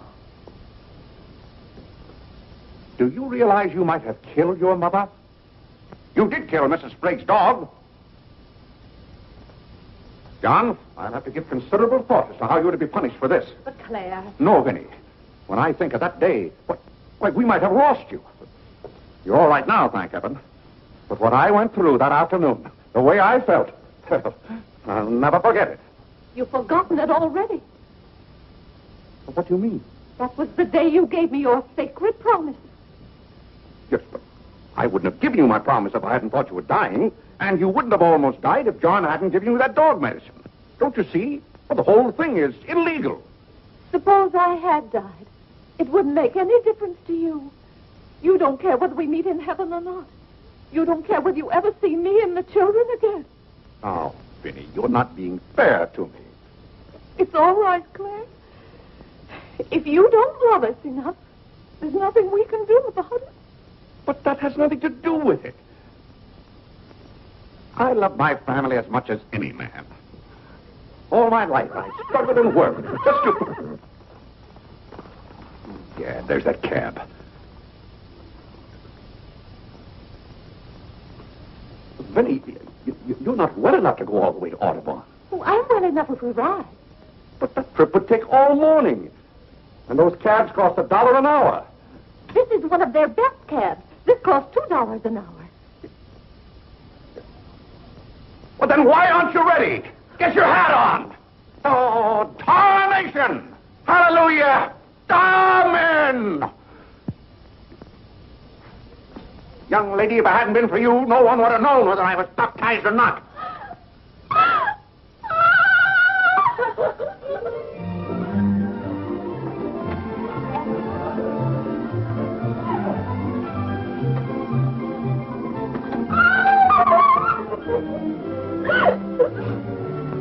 Oh, Gad! Good morning, Mr. Day. Going to the office? No, I'm going to be baptized.